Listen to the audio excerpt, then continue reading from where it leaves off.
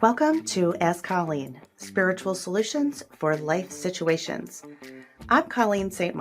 and I will be the host for this podcast. My aim is to provide you with the guidance and support through life's challenges, spiritual development, change, healing, and growth. Drawing from over 2 decades of experience as a spiritual practitioner, I will share my wisdom and offer answers to the questions that may weigh heavy on your heart and your mind. Remember that you are not alone, you are capable, and the light within you is unstoppable.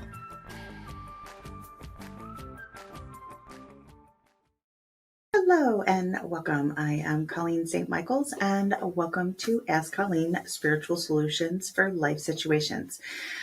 I hope that you've had a wonderful week and that you're using your practices to stay grounded, to stay shielded and protected, and to stay in your personal vibration. And like every episode, we are going to first start our intention and pull a Peace Warrior card and set the energy intention for the week and see what our message is from our team of angels in the light. So we're just going to shuffle the cards. I'm just going to clear the deck, take a breath, close my eyes, and just ask, what is it that we need to know? What is the energy for the next week that's going to help support us stay in our highest vibration, stay within our own energy, become reflective and not reactive to the world that's moving around us, and keeping us in our highest vibration? Beautiful. The card is self-love. It's not just self-like, it's self-love. So the message that I'm getting with this card is that, as we just discussed in the beginning, that when we take these practices of shielding ourselves, being in our own energy, being reflective and not reactive, these are all acts of self-love because we are holding sacred at the level of our soul's potential. We're holding sacred our ability to be in our own energy. We're holding sacred everything that we're working towards. If you're spending an enormous amount of time on your self-healing, if you're spending an enormous amount of time trying to release and build your spiritual muscle, but yet you're going out into public and not shielding your energy. You're allowing other people's conversations to energetically affect you. You're allowing family members to put their impressions or their opinions on you, and it's actually affecting you on an energetic level. Then that is not practicing self-care or self-love. The act of awareness can help you practice self-care and self-love. So in this week, if you find yourself being challenged by someone else's opinions, their words, their thoughts, their actions, whatever it may be aware of how unconsciously you may respond internally, whether it's through a judgment, whether it's through being triggered. If you're being triggered, then go in and ask yourself, why is this situation triggering me? Triggers are our leads that lead us into our shadow work, because if something is not within us, it cannot affect us. So if I said something that was preposterous to you, that you do not believe at all, you would not spend time debating with me or fighting with me to prove the worth or the justice in that. You would just dismiss it and probably walk away from me. So try that action step this week where you're in a state of awareness and asking, what or how am I being affected by things happening around me? How often are you going into the state of worry? How often are you going into future fear-based thinking? How often are you projecting back into the past and allowing those uncomfortable emotions from the past to dictate how your day moves forward? All these very subtle awarenesses help us to strengthen our intuitive abilities. It helps us to become more aware of the environments around us, the subtle realms. And if you followed last episode, we entered into the series for mediumship. And in mediumship, everything is about awareness. Everything is coming from the subtle realms. And the subtle realms are the afterlife. We talked last week about the afterlife and what they want us to know. And what is it that the afterlife is? How are they showing up? How are they speaking? What are they doing? How are they living? Right? That's the number one question I'm always asked is what are they doing on the other side now that they're crossed? Well, they're in soul school, just to refresh. They're in a soul school. They're watching over us. They're in their processes of learning and growing on a soul level. So when we talk this week about mediumship, we're going to talk about the awareness and the importance of being present and the importance of being aware and what can fluctuate within us that creates a very suitable connection or what creates a very static connection. So let's get started and we'll just set our intention to take a nice deep breath, exhale, and let anything else go so that you can be present in this moment while we visit the invisible realms. So in mediumship, the one thing I learned when I was learning was how subtle the impressions can sometimes come through. There's times in which we can receive very clearly, and there's times in which we may be feeling very staticky. If we're newly going through grief, it is often difficult to vibrationally be able to connect in with a loved one crossed because grief scatters our energy and it creates fear, it creates heartache, sadness, so many emotions that are just pushing and thrusting through you that often to get that steady connection can often be really difficult. So when I used to meet with people and they were grieving and they would get upset because they couldn't feel their loved ones around. They couldn't feel that their partners maybe who had passed were coming through or that they left them or that they were mad at them. And as we learned last week that judgment is a human condition, emotion is a human condition, and when the soul crosses, they don't cross into anything that isn't love. So everything on that human experience is kind of dissolved and laid to rest, and that is where we are then trying to understand, well, how do we live without the person we love when we are the ones who are built and designed and bred to build relationships with people while they're living? So when someone is going through grief, that new grief, I very rarely will they be able to connect in clearly because there's a lot of the mixed emotions, and we know that vibration is what creates the connection. The reason that I started the series with intuition and then angels and then our loved ones crossed is all of those episodes were leading into an exercise that you've already been practicing that is building the muscle of your awareness and feeling intuitive impressions, because mediumship work is done through our intuitive impressions. And as I stated in our first series of intuition, that we are like one operating system that has many different microphones that then can speak to the afterlife, speak to the angels, speak with our higher selves. But it all starts through and speaks through our physical self and our intuitive impressions that come through to us.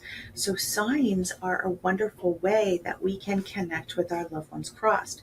But often we try to control things, and the afterlife, they don't work for us, right? They know once they cross that they have the ability to communicate with you on a soul to soul level. And as I shared, that when we are having a mediumship session or a mediumship connection, it is our soul and their soul having a communication and a conversation. So they are very aware that once they cross, that our soul has the ability and the potential to have that connection. So they're now working with us to kind of dehumanize the expectations, the fear, the guilt, the unworthiness, all of those inner feelings that we hold on the human level that create a blockage from us receiving their messages. So when a loved one may come through, they may come through to me super clear, but our client or my client that is sitting in front of me may have said, I haven't felt anything. I've been asking for signs and getting nothing. And that's where sometimes we falter as on the human level. We try to tell them what signs we want rather than being open and aware of, we don't know what's happening up there. We're not sure what they're working with. So we need to be open with the idea that they're going to communicate with us in a language or in a sign or an impression that they're capable of doing. So if we ask for a quarter on Tuesday, we may feel like they're not giving us any signs, but yet every single night you're waking up in the middle of the night at 333, you're seeing a cardinal every single morning on your way to work, you are hearing songs in your head that you once shared with this person, you're missing all of those signs. So our job is to really decompress and release the expectation of the signs that we want for them to prove to us that they are here. The afterlife has nothing to prove. The soul within you doesn't need anything to prove. It's the human that needs the proof. We want the evidence. We want the hard facts. And that's okay. When you're first learning, you do need that kind of confidence to feel validated that you're just not making stuff up. But when we are truly trying to evolve and develop our muscle of mediumship, it's a process of allowance. We should be living in a state of anticipation rather than expectation. The expectations create a lot of attachments, and the anticipation is in a state of knowing. I know that they are going to communicate with me, and my job is to be open and aware for how that communication happens. Often I would sit with clients and they would be incredibly frustrated again that they were not getting signs. But when I would speak to their loved one on the other side, they would share that they were often giving them signs, and they would prompt me to ask the client, do you think about your loved one often? And the person's like, every day, all the time. And that is a sign. It's so interesting because we think we're thinking about them when they cross, but in actuality, it's their presence that's coming into our energy, and then through our third eye, it is sharing with us images of connection and how they're just letting us know, like, I'm right here. So often we just think that we're thinking about the person all the time, but really that is a really powerful message. And if you're, I don't know what generation you're from, but I'm going to be, or 50 now. And we had something called a viewfinder, and a viewfinder was like this little projection machine. And then there was these little discs, and you used to put up to your eyes, and then you put the disc in, and then you'd like push the button, and then you'd see the different scenes. So I want you to envision yourself as you are the viewfinder, and they're just putting little discs at the top of your head. And those discs are then putting images within your mind and different time frames. You may, if your loved one is crossed, you may think of them when they were young, or you may think of it in the beginning of a relationship. If it's a spouse or partner that has crossed. If it's a child or a grandparent, you may think of different times that you have had experiences with them that are just moving through your thoughts. Well, all of those are signs. So we have to just be willing to be open and recognize that when we see a bird, it's not any bird. It may be a bird that catches your attention. So not everything is a sign, because then we can become obsessive with it, right? But when we notice that, like, we may be sitting there and a song may come through our head, and it may be a song that has a connection to someone that is crossed, that is an invitation for you to just pause and ask, who is this around me? You may get a thought in your head. You may get a name in your head. You may get a face in your head. So that will help you to then catch the signal. It's like they're sending out fireworks and just waiting for, or like an SOS, right? Like imagine them in a ship and they're sending out flares. And finally we see the flare in the sky and we start moving towards that vessel to make the connection. So they're more excited to talk to us than we are to them, because they're more excited to share with us the truths of what life is, and not all this, blurred expectation and these blurred suffocations of our souls in this world. They want to help rewrite the scripts generationally. If you come from a family that potentially was like, you sleep is for when you're dead. You never stop. You keep going. You keep going. Well, on the other side, they're quick to just come in and say, you know what? I should have rested when I was tired, and nothing on this earth made me want to clean more, right? And when they crossed, no one ever said, you know what, I'm so glad that I cleaned all day long and didn't enjoy my children, my family, and I'm glad I prioritized my family and not just cleaning. When we talk about worry, this was huge for me personally because I was raised by a family of professional warriors, like straight up gold medalist warriors. It was everything was laced with fear. If you do this, you'll get hurt. If you do this, so worry was a really contagious energy that was always ruminating in me, and I worked very hard when I first awoken to help break that relationship that I had with unnecessary worry. And I did that exercise from working in the afterlife because they shared with me that worry is a thief of life, and that no one on the other side ever said that they wish they would have worried more. Worry is not a sign of love. Worry is a thief of your peace, and it's an energy attack on the person you're worried about. So if you're worried about someone, when you're trained to believe that worry is a form of love and it's a form of action, it's not. None of it is, right? Worry is an energy that we put into something that we never want to happen. Worry is an energy that we invest in a made up film that we have created in our head. Those actions never happen, but we are sitting here projecting all of this fear into something that we're praying does not happen. It sounds a little like an oxymoron, right? Why are we sending out all of our life force energy to invest in something that we absolutely do not want?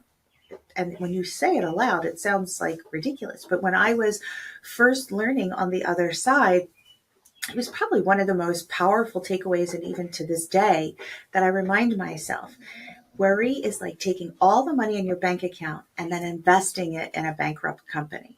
No payoffs are coming from that investment. So it's that process of retraining yourself, because worry also blocks the connection with our loved ones that are trying to come through. It creates static in the frequency. When we are in this state where we are in a state of allowance and a willingness, we're almost like idling. We're like neutral. And so that information can flow in, and you develop a relationship of how to communicate and how your loved ones on the other side are communicating to you. So as a professional medium, I don't just have one receiving clair that's open, the clairaudience, the clairvoyance, I have many clairs that are all working. And so I may feel impressions like tingles, or I may feel a heat or a coolness. I may feel a little bit of pressure. I may feel things on the physical level, very gentle, from our invisible realms. I also will hear words, thoughts coming through claircognizance, which claircognizance means clear thinking. So it's thoughts that are coming through. And often we miss those messages from our loved ones because we think we're just talking to ourselves. But in reality, they'll use that intuitive channel to communicate through our thoughts. So you may be driving, and this can be missed like it's our intuition, but they use our intuition channels to connect. So you may ask your loved one, if you just close your eyes and be like, are you here with me? And you may hear a quick yes. Often we'll dismiss that because we think, oh, well, I already know the question because I just asked it. But in reality, is we're stepping into trust. We're trusting that they're with us and that they're communicating us. The more we trust, the more we connect, the more clarity that we have. You may feel that you are seeing synchronicities. You may walk by the clock. Also, angels and our loved ones cross can send very similar signals and letting us know that we're not alone. People will often ask me, well, what is the difference between an angel coming through and our loved ones coming through? Well, as a reader, when I speak with angels, it is like crystal clear information. So they speak one at a time. They're very polite in that aspect where they're not talking over one another. Whereas when we're connecting with the afterlife, when I first walk in or when I first enter vibrationally, it's like I am in an auditorium because we have more support than you could ever imagine that is surrounding us. And it's my job as the medium to then, greet everyone. It's like I'm bringing you into this restaurant, and these are all of your people that are in the restaurant. And I open the door, and everyone's like, "Hello, we're here." Then my job is to then get everyone kind of seated and organized. And that means the people that have the most important messages, I always ask that intention prior to starting a session. I asked always my clients to have no expectations, just come in open, because often we, again, may want to just talk to one person on the other side, but we are then denying ourselves from allowing the other side to come and greet us, because you may have someone who's recently crossed. Well, their energy might not be super strong, and you may have, an uncle who's been there for many, many years. Well, his energy might be very overbearing. So that energy might be my attraction because that's the one that I keep receiving. But in that process, that uncle who has that very strong energy may then bring in that loved one who recently crossed and then hold space for them energetically to allow them to come through. So if you're having a reading, you're going through a reading, or you are a reader, just understand that often when we're working blind, in a sense, we're working on really what is blind faith. So we're trusting that our teams in the light are coming together to give us the most accurate messaging to go through. Our vibration plays a humongous role in that process. I was actually just having a conversation with one of my coaching clients, and she is learning to develop her mediumship muscle. And she was like, "What do you do to prepare for work?" And it's so interesting because I do a lot of preparation, but when I show up, I actually don't prepare for work. And I'm going to explain what that means. Like, my job to prepare means that I am doing my healing work. I am doing my vibrational audits and check-ins. I am doing my releases. I am doing everything that is supporting my highest good and my journey to increase my frequency so that I can be my best, not only for me, but that light moves over into my professional space and allows me then to be the best for my clients. Because if my vibration is off, I am not going to be able to tune in and channel into these higher frequencies. Every person who does this work has their own signature. Some people just do this, some people just do this, and that's fine. For the work, which includes healing, it's not just delivering the messages, but it's also about delivering the remedies to what it is that they're growing through. Because our loved ones on the other side can see that often where we are at energetically is a symptom of something, but we're not addressing the source of what's not working for us. And that's why throughout my entire professional career, it has always been this dynamic duo of both angels and our loved ones cross, partnering with us to help us transmute the density and add more into our light quota, allowing us to experience the most impressive high vibrational vision of what life is and can be and how we co-create in that energy. So often when I'm in that space and I'm learning in that space and I'm sharing this with my clients, because I always want everyone to know, this is a muscle that I have developed over scads of years. When I first started, I was scared to death, like petrified. I mean, I don't even think there's a word to describe the fear. I used to write on my wrist, trust and believe, because when I got nervous, I could look down and remind myself to get out of my own way and allow myself to be the conduit of the messages.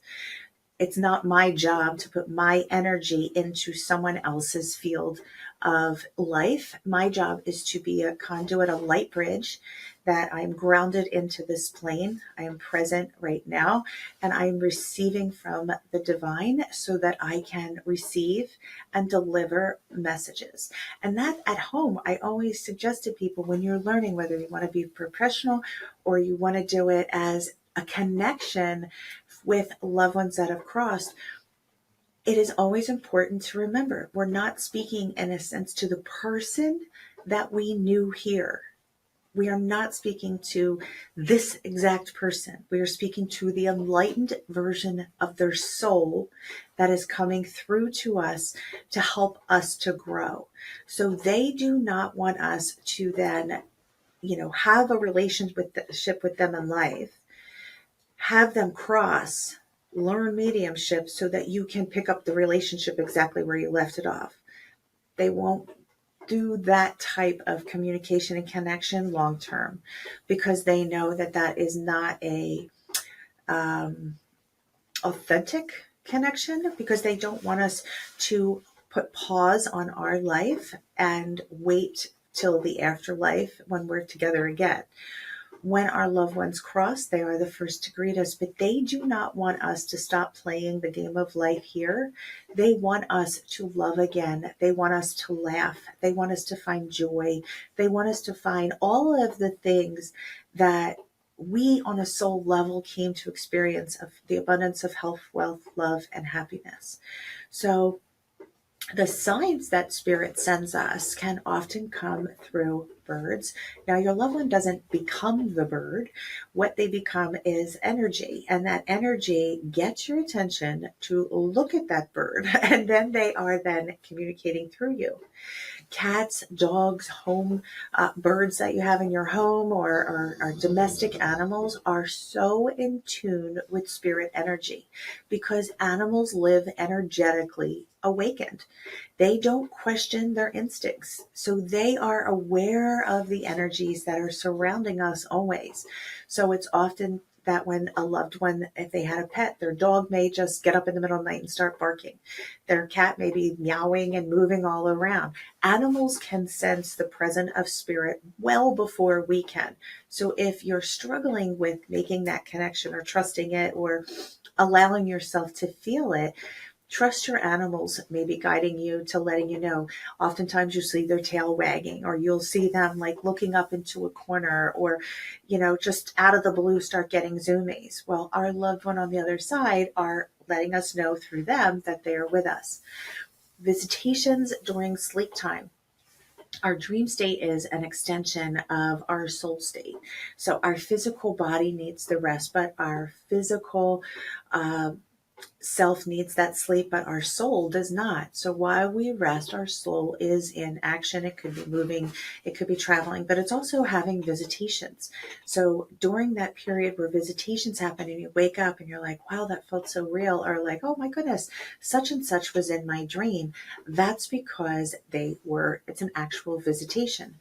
Now, some things in working with spirit that you need to be mindful of is that our loved ones, often in dreams, or dreams in general, you will not see mouths moving between people. It's like almost like a telepathy where but you don't know why. But often you will not see mouths moving, and that's because souls, as a soul to soul, we actually do have that telepathy where the words are more for this human experience, and that's what we're relying on.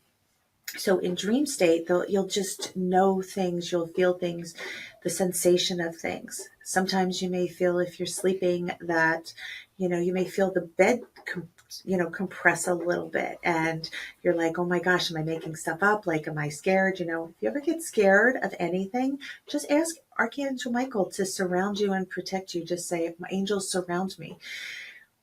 What is not a visitation, our loved ones that have crossed over will never encourage you to do something that is not okay here. They don't speak ill of loved ones. They don't speak of anger. Not my experiences in the higher vibration, where they would not tell you to harm someone or do something that would be not in the light. Sometimes, people have had fear-based dreams in which they did not feel that their loved ones were okay. So they keep having the same repetitive dream that their loved one is asking them for help.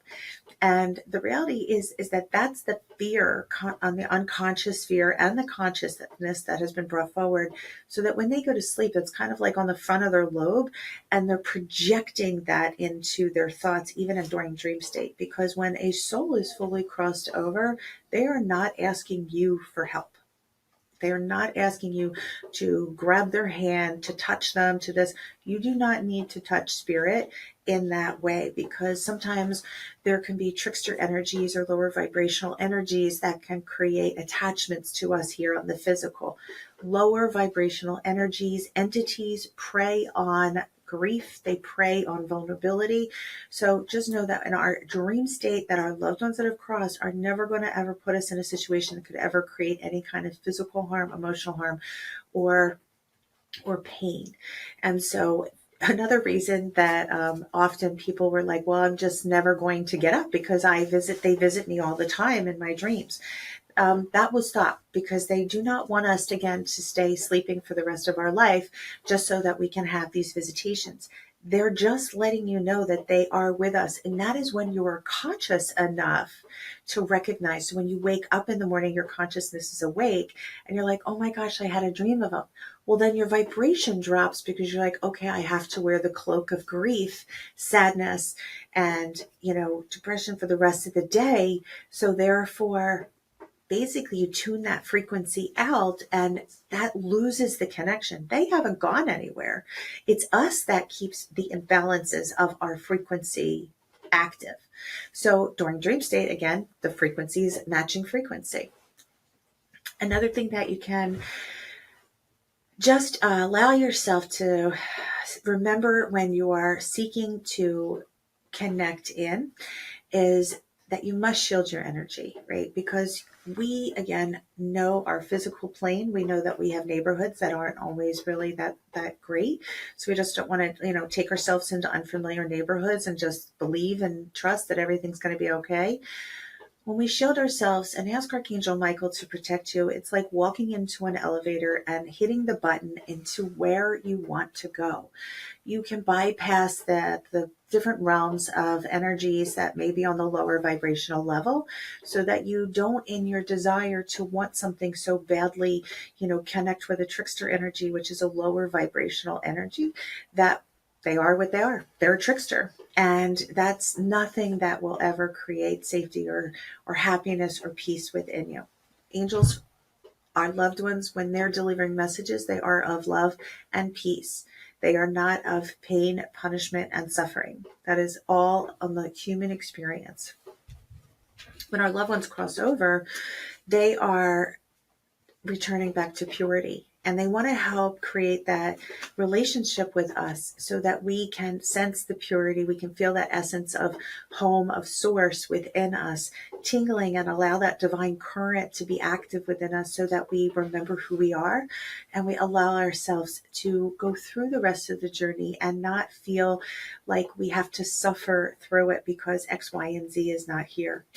Often, another sign that my guides are wanting me to share with you, songs on the radio we discussed. We talked about birds. We're going to talk about electronics. Often spirit will, when spirit's around, will fiddle with electricity.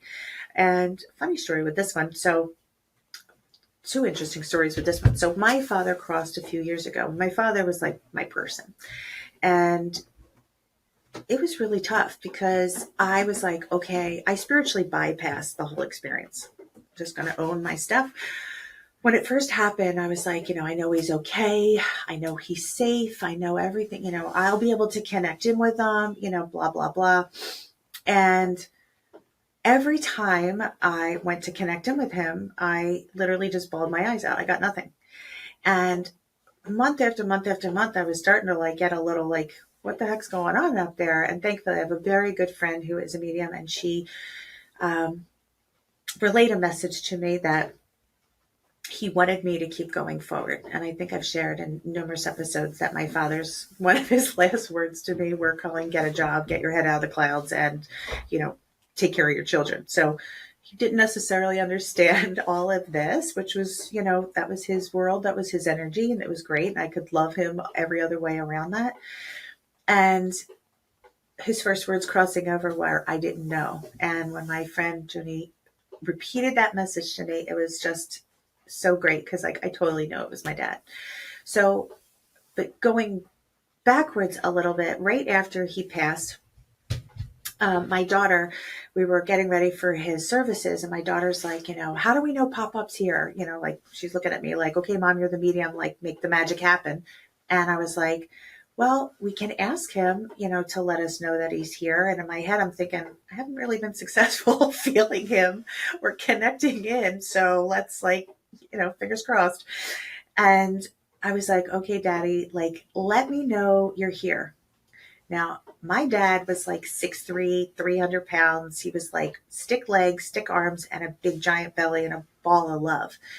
And at that moment, literally every light in the house popped. The electricity just went out. And my kids were scared to death. They were freaking out that the lights just started popping upstairs. And I was like, pull it back, Dad. So my dad did not cross over with this grace. He had still his bull-like energy of the big guy, and Big Daddy energy, we used to call it. And gosh, when he crossed, I asked him, I was like, just let the kids know you're here. Give him a sign. Well, like walking into a room, he had big energy, and he walked in that room and all the light bulbs popped. And, it took a minute for my kids to stop being traumatized or afraid, which was kind of funny because I was always trying to encourage them not to be afraid of spirit. And then, thanks, Dad. But that was very different, like he gave us like a super big energy. When my mom crossed, she was like a swan. Like her energy was like super subtle and like very, very graceful. So each person who crosses is going to share different signs with you. And just because you get one sign once does not make that tattooed to your energy. That first sign may be the tapping you on the shoulder to let you know that I'm here. Then you start to believe and trust and grow within that. Then the signs will maybe shift a little bit because now we already know that we proved that they're here and we can trust. Now the next thing we might want to do is trust a little bit deeper. So they're trying to help us vibrationally evolve in tuning into that divine birthright of communication and connection.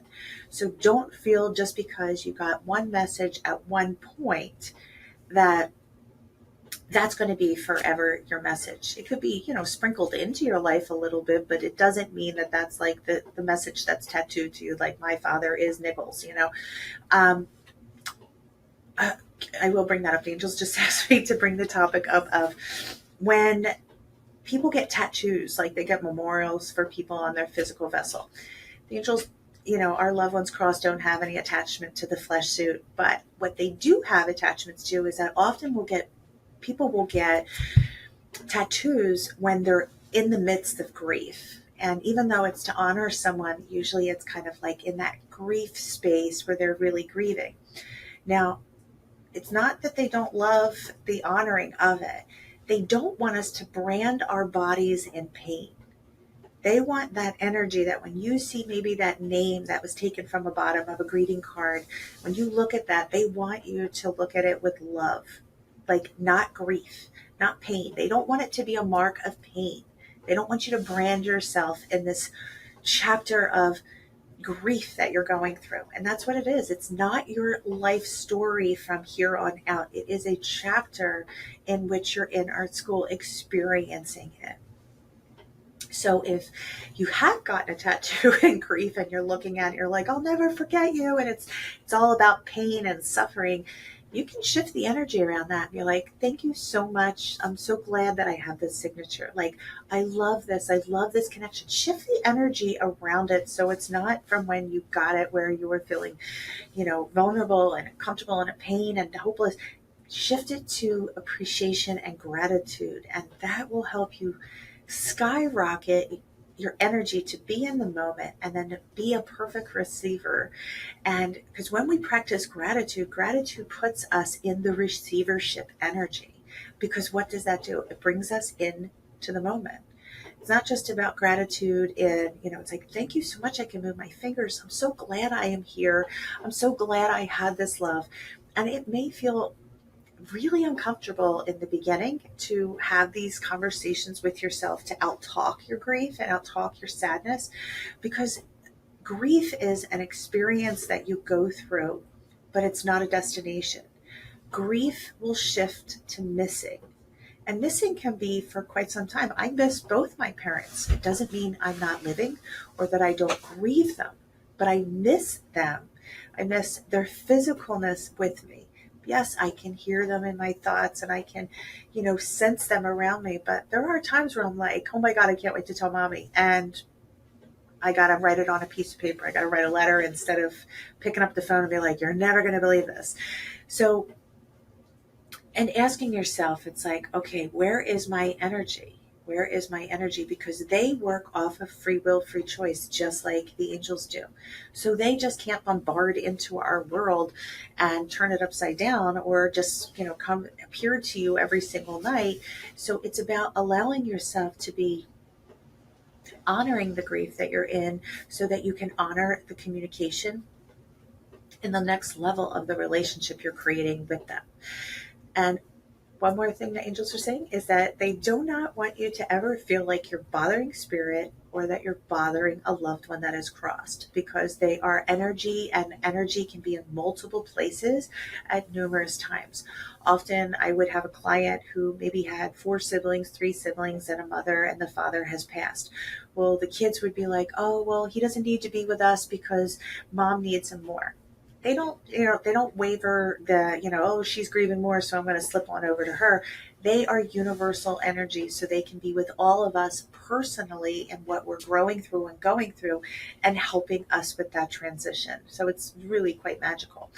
And I feel like I'm missing something, but let me just do my checklist in my head, because there's so much to cover. And I just could talk all day about this, but let's see, checklist. If I forget, we're going to talk about it next episode.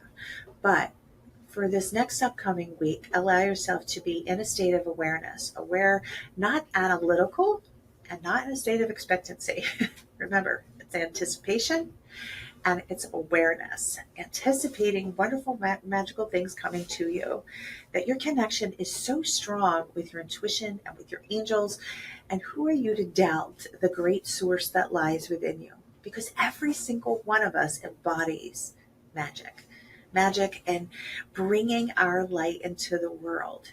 It may not be fully known to you yet, but the more you start digging and the more you start trusting and the more you start allowing yourself to see yourself at that higher vibration, you will then allow yourself the gift of expansion, and then you believe that you are, because who are we to not remember who we are?